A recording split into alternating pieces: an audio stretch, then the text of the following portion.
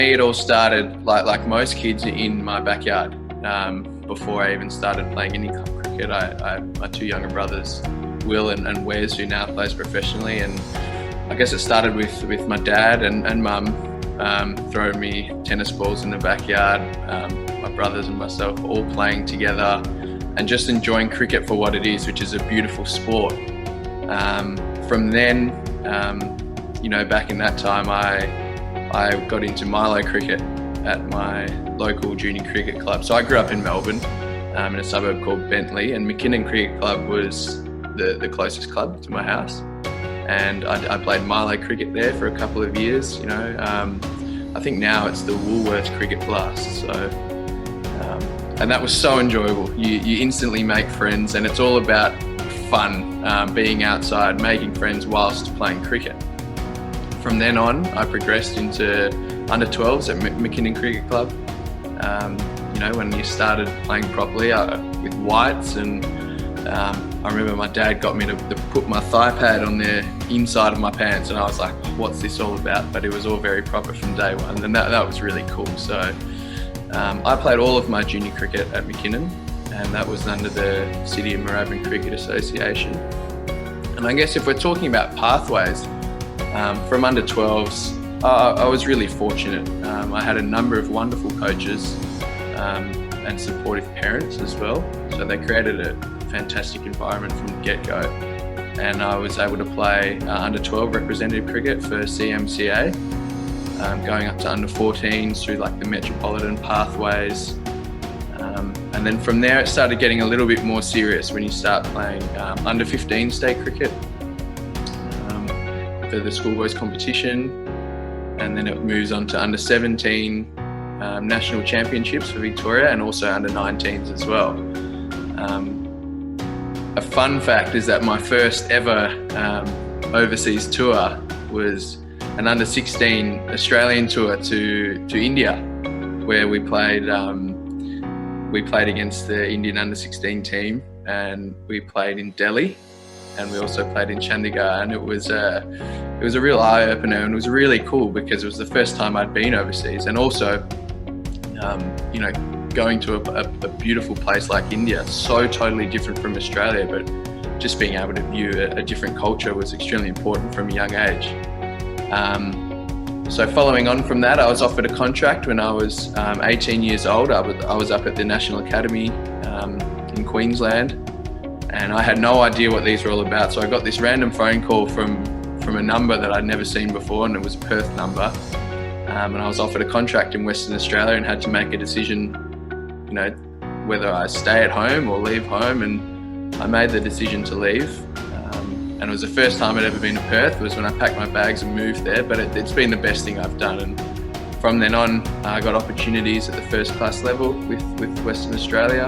And like you said, I was 19 when I played my first test, and it all happened really quickly for me, but it couldn't have happened without the support from the junior pathways, from my coaches, and the transition, upwards to playing.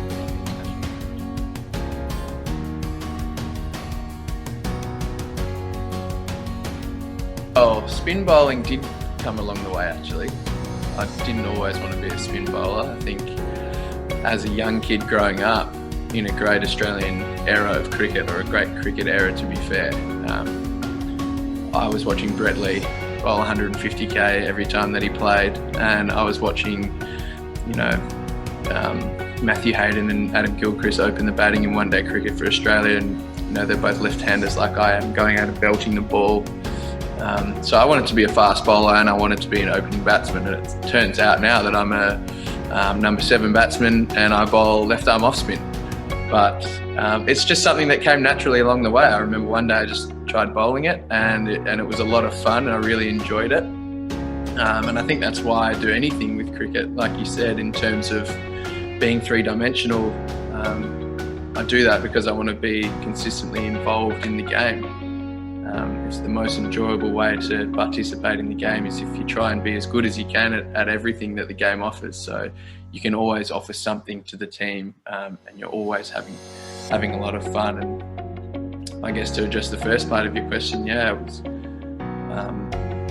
was was crazy, that first test match and making 98 and sharing that time with Philip Hughes. I guess now that he's gone, that time's even more special now, and memories that I'll forever cherish. But I clearly remember what it felt like out in the middle, what the crowd sounded like, the hype around an Ashes test. But what I never forget is playing shots to the leg side and seeing exactly where my family was sitting, and they were supporting me, the whole way.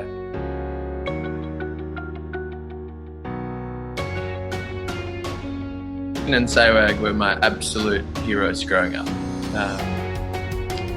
for a number of reasons, but I think most importantly the way they just went about their cricket. They're both two guys who always looked to score, and they looked incredibly stylish when they did it. The first ever test match I went to, Virender Sehwag smacked 195 at the MCG. His bat looked like the width of a door. He just looked awesome. He had the long sleeves, the bandana. He was just cool. And then Sachin with his, those beautiful MRF stickers on his bat. And they were just both massive threats, but they played the game the way I like to see the game played. That's full of positivity, full of energy, and they're both extremely good players. So I certainly looked up to them growing up, which was wonderful. And then for some, I've got so enthused by the first part. Did you say how excited I am for the upcoming series? Is that what? Yeah. Yeah. I can't wait. I think anytime you get to play against India, it's a massive challenge, probably the biggest challenge that you get, just because of the global hype that surrounds the Indian cricket team and the Australian cricket team. And then, particularly over the last 10 years, that rivalry has certainly grown, and that's something that's really exciting. I've been fortunate enough to play a couple of series in India, and I was pretty much 12th man the whole series of the last test series in India, which was epic. Indian crowds chanting so loud. They hang on every single ball. Sitting in the dressing room is the most nerve-wracking thing that you can do, particularly if you're next in the bat. It is genuinely scary. You are anxious the whole time, because anytime an Indian bowler bowls a ball, the crowd goes nuts, and you think that there's been a wicket and that you're in the bat, and you look out and literally it's just been a tight leave, or it might be a nice ball playing miss, or someone's blocked it. Not a lot has really happened, but it just shows how passionate Indian people are about cricket. So it's going to be a tough series, with India coming in with some really strong form. A lot of players playing in successful IPL campaigns recently. Fantastic white ball team and red ball team. So I'm part of the one days and the T20s. I'm looking forward to bowling to guys like Rohit, Virat, Hardik Pandya. I still look up to players like Virender Sehwag, a guy who I look up to in the current day, simply because I see him as the ultimate player. As in, he's a good batter, good bowler, good fielder, and full of energy and excitement. So it's an exciting time to be in cricket, and I'm just really fortunate that we've got the opportunity to play, considering the current circumstance. So something I just think, if we're talking about pathways and getting young boys and girls involved in cricket, I think it's important not to push them too hard to something they don't want to do, and we need to always lean towards positivity and enjoyment, and let the kids make the decisions from there. I think all of the structures are in place, and as we've heard from every panellist today, that it's a game for everyone, no matter where you're from, no matter what your gender. It is a game for everyone, but I think it's all about enjoyment, particularly from a young age. So, and I think that particularly goes to parents and coaches. So the less we push the kids, the more fun we let them have, I think the richer the game will get in terms of a growth and happiness perspective.